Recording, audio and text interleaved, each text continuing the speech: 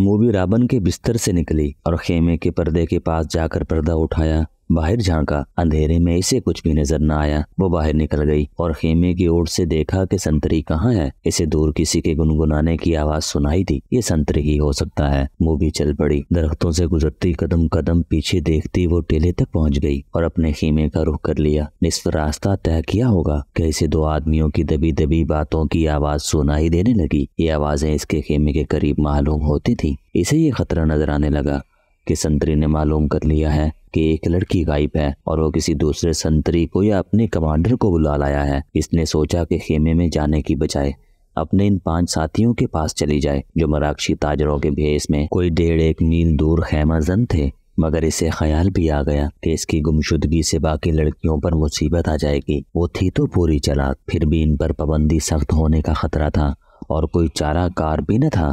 وہ بھی ذرا اور آگے چلی گئی تاکہ ان 2 آدمیوں کی باتیں سن سکیں۔ ان کی زبان وہ سمجھتی تھی۔ یہ تو اس نے دھوکہ دیا تھا کہ وہ سسلی کی زبان کے سوا اور کوئی زبان نہیں سمجھتی۔ وہ آدمی خاموش ہو گئے۔ موبی دبے پاؤں آگے بڑھی۔ اسے بائیں طرف قدموں کی آہٹ سنائی دی۔ اس نے چونک کر دیکھا۔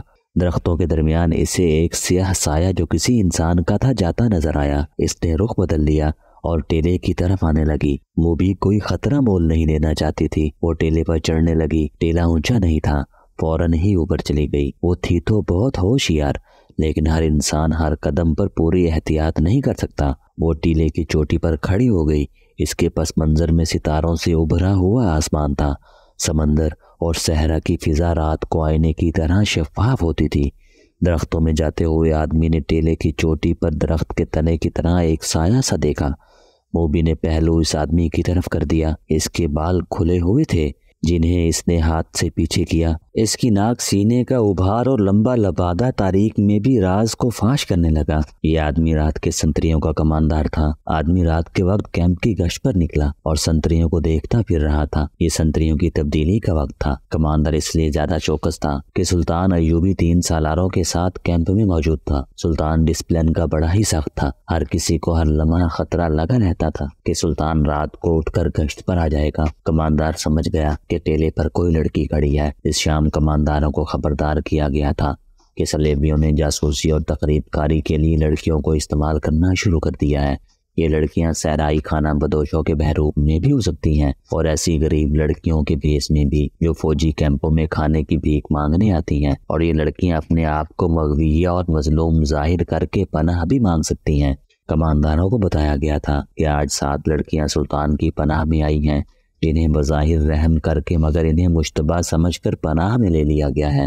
اس کماندار نے یہ احکام سن کر اپنے ایک ساتھی سے کہا تھا، اللہ کرے ایسی کوئی لڑکی مجھ سے پناہ مانگے، اور وہ دونوں ہنس پڑے تھے۔ اب آدھی رات کے وقت جب سارا کیمپ سو رہا تھا، اسے ٹیلے پر ایک لڑکی کا حلیہ نظر آ رہا تھا۔ پہلے تو وہ ڈرا کہ یہ چڑیل یا جن ہو سکتا ہے۔ اس نے سنتری کو لڑکیوں کے خیمے پر کھڑا کر کے اسے بتایا تھا کہ اندر 7 لڑکیاں ہیں۔ اس نے پردہ اٹھا کر دیکھا تو دیے کی پیلی روشنی میں اسے 7 بستر نظر آئے تھے۔ ہر لڑکی نے منہ کمبلوں میں ڈھانپ رکھا تھا۔ سردی زیادہ تھی۔ اس نے اندر جا کر یہ نہیں دیکھا تھا کہ 7 بستر خالی ہیں اور اس پر کمبل اس طرح رکھے گئے ہیں جیسے ان کے نیچے لڑکی سوئی ہوئی ہے۔ اسے معلوم نہیں تھا کہ 7ویں لڑکی ٹیلے پر اس کے سامنے کھڑی ہے۔ وہ کچھ دیر سوچتا رہا، اسے آواز دے یا اس تک خود جائے، یا اگر وہ جن یا چڑیل ہے تو اس کے غائب ہونے کا انتظار کرے۔ تھوڑی سی دیر کے انتظار کے بعد بھی لڑکی غائب نہ ہوئی، بلکہ وہ 2-3 قدم آگے چلی اور پھر پیچھے کو چل پڑی اور پھر رک گئی۔ کماندار جس کا نام فخر المصری تھا آہستہ آہستہ ٹیلے تک گیا اور کہا، کون ہو تم؟ نیچے آؤ۔ لڑکی نے ہرن کی طرح چوکڑی بھری اور ٹیلے کی دوسری طرف اتر گئی۔ فخر کو یقین آ گیا کہ کوئی انسان ہے، جن یا چڑیل نہیں۔ وہ تنومند مرد تھا۔ ٹیلا اونچا نہیں تھا۔ وہ لمبے لمبے ڈگ برتا ٹیلے پر چڑھ گیا۔ ادھر ہی اندھیرا تھا۔ رات کی خاموشی میں اس لڑکی کے قدموں کی آہٹ سنائی تھی۔ وہ ٹیلے سے دوڑتا اترا اور لڑکی کے پیچھے گیا۔ لڑکی اور تیز دوڑ پڑی۔ فاصلہ بہت کم تھا۔ فخر مرد تھا، فوجی تھا، چیتے کی رفتار سے دوڑا۔ ٹیلے کے پیچھے اونچی اونچی زمین، خشک جھاڑیاں اور کہیں کہیں کوئی درخت تھا۔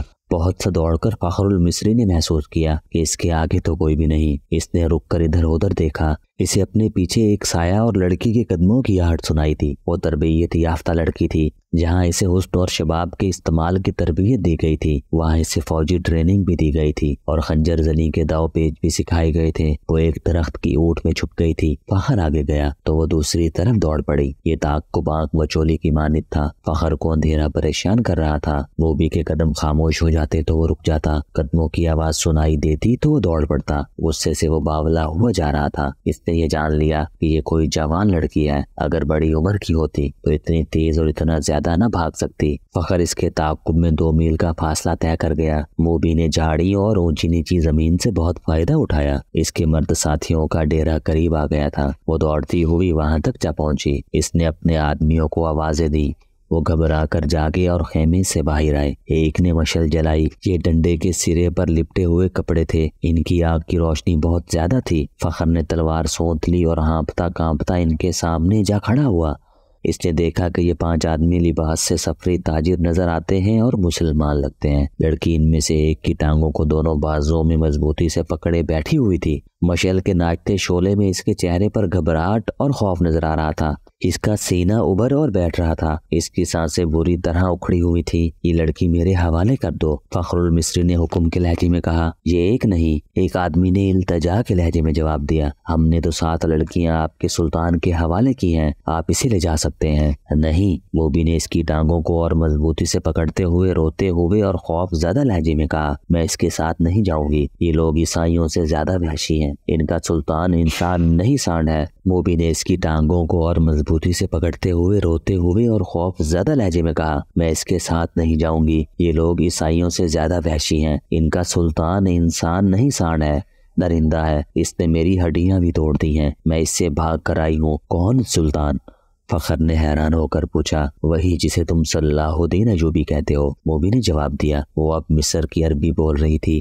یہ لڑکی جھوٹ بول رہی ہے، فخر نے کہا اور پوچھا، یہ ہے کون؟ تمہاری کیا لگتی ہے؟ اندر آ جاؤ دوست، باہر سردی ہے۔ ایک آدمی نے فخر سے کہا، تلوار نیام میں ڈال لو، ہم تاجر ہیں، ہم سے آپ کو کیا خطرہ؟ آؤ اس لڑکی کی ارداس سن لو۔ اس نے آہ بھر کر کہا، میں آپ کے سلطان کو مرد مومن سمجھتا تھا، مگر ایک خوبصورت لڑکی دیکھ کر وہ ایمان سے ہاتھ دھو بیٹھا۔ وہ باقی 6 لڑکیوں کا بھی یہی حشر کر رہا ہوگا۔ ان کا یہ حشر دوسرے سالار کریں گے۔ موبی نے کہا، شام کو ان بیچاریوں کو اپنے خیمے میں لے گئے تھے اور انہیں بے سدھ کر کے خیمے میں ڈال دیا۔ وہ خیمے میں بے ہوش پڑی ہیں۔ فخر المصری تلوار نیام میں ڈال کر ان کے ساتھ خیمے میں چلا گیا۔ اندر جا کر بیٹھے تو ایک آدمی نے آگ جلا کر قہوے کے لیے پانی رکھا اور اس میں جانے کیا ڈالتا رہا۔ دوسرے آدمی نے فخر سے پوچھا کہ اس کا رتبہ کیا ہے۔ اس نے بتایا کہ وہ کماندار ہے اور عہدیدار ہے۔ انہوں نے اس کے ساتھ بہت سی باتیں کی جن سے انہوں نے اندازہ کر لیا کہ یہ شخص عام قسم کا سپاہی نہیں اور ذمہ دار فرد ہے، ذہین اور دلیر بھی ہے۔ ان لوگوں میں سے ایک جو کرسٹوفر تھا، فخر کو 7 لڑکیوں کی بالکل وہی کہانی سنانے لگا جو انہوں نے صلاح الدین ایوبی کو سنائی تھی۔ انہوں نے فخر کو یہ بھی بتایا کہ سلطان ایوبی نے ان کے متعلق کیا کہا تھا۔ ان لڑکیوں نے سلطان کو پیشکش بھی کی تھی کہ وہ اپنے گھروں کو تو واپس نہیں جا سکتے اور عیسائیوں کے پاس بھی نہیں جانا چاہتے، اس لیے وہ مسلمان ہونے کو تیار ہیں، بشرطے کہ کوئی اچھے رتبے والے عسکری ان کے ساتھ شادی کر لیں۔ ہم نے سنا تھا کہ سلطان صلاح الدین ایوبی کردار کے لحاظ سے پتھر ہے، ہم روز سطر پر رہنے والے تاجر ہیں، انہیں کہاں ساتھ لیے پھرتے، انہیں سلطان کے حوالے کر دیا، مگر سلطان نے اس لڑکی کے ساتھ جو سلوک کیا وہ اس کی زبانی سن لو۔ فخر المصری نے لڑکی کی طرف دیکھا تو لڑکی نے کہا، ہم بہت خوش تھیں کہ خدا نے ہمیں ایک فرشتے کی پناہ دی ہے۔ سورج غروب ہونے کے بعد سلطان کا ایک محافظ آیا اور مجھے کہا کہ سلطان بلا رہا ہے۔ میں باقی 6 لڑکیوں کی نسبت ذرا زیادہ خوبصورت ہوں، مجھے توقع نہیں تھی کہ تمہارا ایوبی مجھے بری نیت سے بلا رہا ہے۔ میں چلی گئی۔ سلطان ایوبی نے شراب کی سراہی کھولی، ایک پیالہ اپنے آگے رکھا اور ایک مجھے دیا۔ میں عیسائی ہوں، شراب 100 بار پی ہے۔ بحری جہاز میں عیسائی کمانداروں نے میرے جسم کو کھلونا بنائے رکھا۔ صلاح الدین ایوبی بھی میرے جسم کے ساتھ کھیلنا چاہتا تھا۔ شراب اور مرد میرے لیے کوئی نئی چیز نہیں تھی، لیکن ایوبی کو میں فرشتہ سمجھتی تھی۔ میں اس کے جسم کو اپنے ناپاک جسم سے دور رکھنا چاہتی تھی، مگر وہ ان عیسائیوں سے زیادہ بدتر نکلا جو مجھے بحری جہاز میں لائے تھے، اور جب ان کا جہاز ڈوبنے لگا تو انہوں نے ہمیں ایک کشتی میں ڈال کر سمندر میں اتار دیا۔ ان میں سے کسی نے ہمارا ساتھ نہ دیا۔ ہمارے جسم چیچڑے ہوئے اور ہڈیاں چٹکی ہوئی تھیں۔ خدا نے ہمیں بچا لیا اور اس آدمی کی پناہ میں پھینک دیا جو فرشتے کے روپ میں درندہ ہے۔ مجھے سلطان نے ہی بتایا تھا کہ میرے ساتھ کی باقی 6 لڑکیاں اس کے سالاروں کے خیموں میں ہیں۔ میں نے سلطان کے پاؤں پکڑ کر کہا کہ میرے ساتھ شادی کر لو۔ اس نے کہا کہ اگر تم مجھے پسند کرتی ہو تو شادی کے بغیر تمہیں اپنے حرم میں رکھ لوں گا۔ اس نے میرے ساتھ وحشیوں کا برتاؤ کیا، شراب میں بدمست رہا، اس نے مجھے اپنے ساتھ لٹایا۔ جو ہی اس کی آنکھ لگی میں وہاں سے بھاگ آئی۔ اگر میری بات کا اعتبار نہ آئے تو اس کے محافظوں سے پوچھ لو۔ اس دوران ایک آدمی نے فخر کو قہوہ پلایا۔ ذرا سی دیر بعد فخر کا مزاج بدلنے لگا۔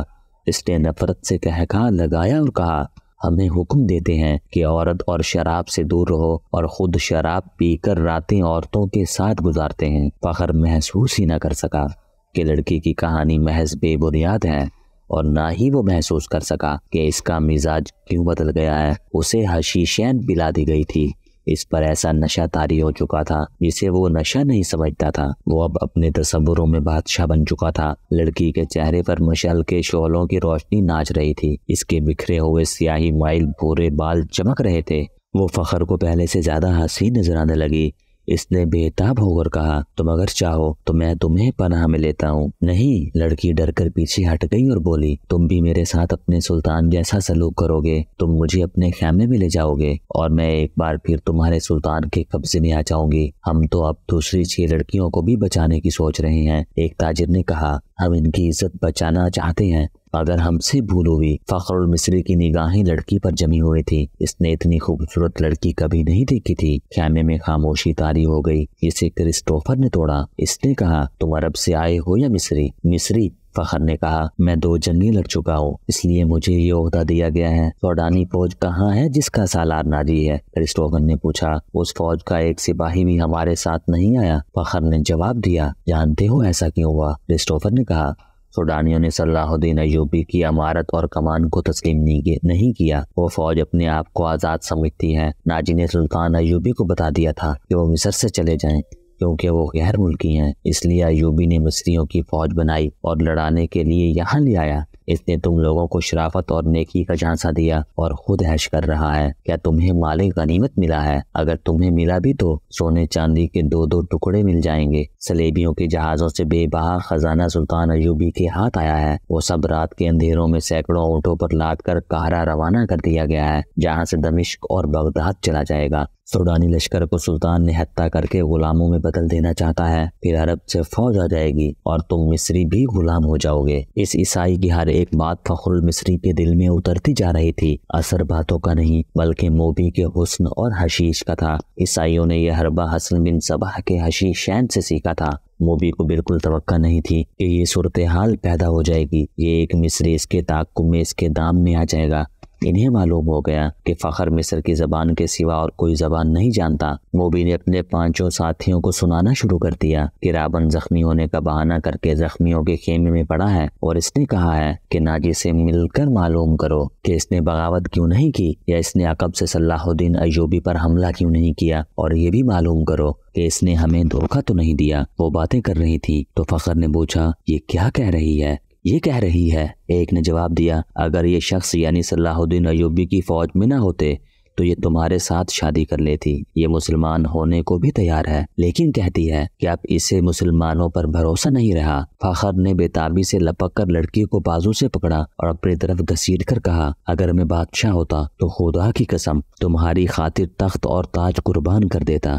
اگر شرط یہی ہے کہ میں صلاح الدین ایوبی کی دی ہوئی تلوار پھینک دوں تو یہ لو۔ اس نے کمر بند سے تلوار کھولی اور نیام سمیت لڑکی کے قدموں میں رکھ دی اور کہا، میں اب سے ایوبی کا سپاہی اور کماندار نہیں ہوں، مگر ایک شرط اور بھی ہے۔ لڑکی نے کہا، میں اپنا مذہب تمہاری خاطر ترک کر دیتی ہوں، لیکن صلاح الدین ایوبی سے انتقام ضرور لوں گی۔ کیا اسے میرے ہاتھ سے قتل کرانا چاہتی ہو؟